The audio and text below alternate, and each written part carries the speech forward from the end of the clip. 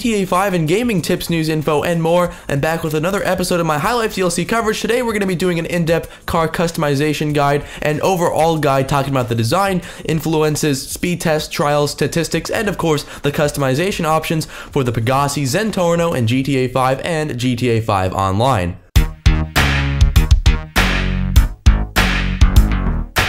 If you enjoyed the video, please make sure to support it by leaving a like. Let's aim for 2,000 likes, and also make sure to leave a comment down below with the next High Life car you'd like to see broken down. Now to start off with design, the Zentorno is heavily based on the Lamborghini Sesto Elemento, has a similar shape, and also the vents in the back of the car are similar, along with the triangular vents in the front of the Zentorno. There are a few other aspects from other Lamborghini cars implemented into the design of the Zentorno, but it's mainly based off of the Sesto Elemento. As for design, it has the typical modern supercar styling. I love it. The sharp edges of the car are seriously sweet, and by far it makes it one of my favorite cars in GTA Online. As for performance, it's powered by the V12 engine, 6.8 liter to be precise, as it says on the Legendary Motorsports website, and can get up to high speed super fast, and it does compete with the Entity XF, Adder, and all those other supercars.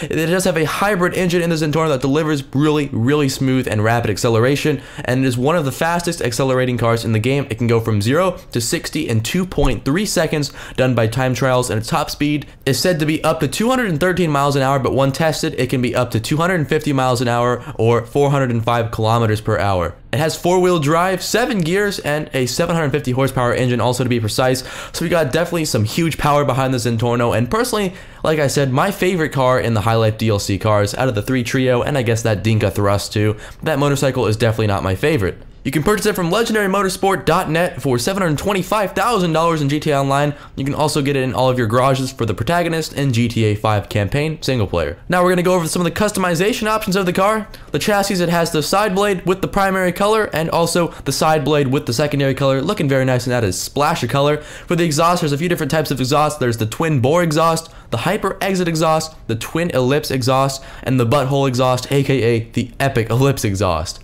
For hoods, there's the slippy hood that makes it just kind of slippery, and also the street stripe hood, my personal favorite. That stripe on there looks super sweet. For skirts, there's the street skirt primary color, the street skirt secondary color obviously, and you can also get that in carbon with the street skirt carbon.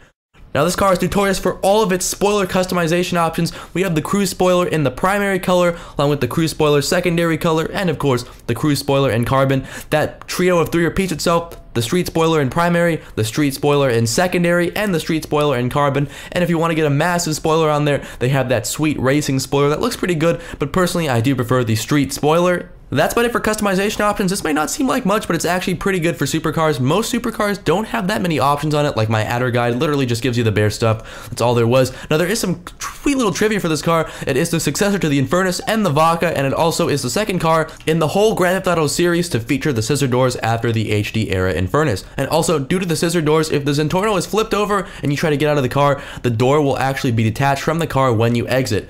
Also, the Zentorno has no license plate. While cars in America are not legally obliged to have a license plate in the front, it is actually against law for a road vehicle to have no plate at the rear, and the Zentorno doesn't have a plate on the rear. Other vehicles that lack license plates are the PCJ 600 when modified, the Dune Buggy, and also a few other non-road vehicles. I just went super factual with all those traffic laws there. I'll have the link in the description to where I got that from. It is from a Wikipedia website. But sure enough, the car does not have a license plate on the back. The Zentorno also does not contain reverse lights, but this is common. The Turismo R, the Adder, and the Alpha don't have reverse lights either.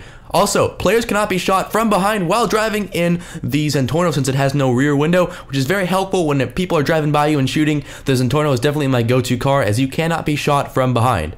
Now what's also cool about the Zentorno is its suspension cannot be modified, but it is so low by default that it can actually drive right under the high suspension vehicles such as the Sand King, and sometimes even some of the low suspension vehicles if they're driving head on against them.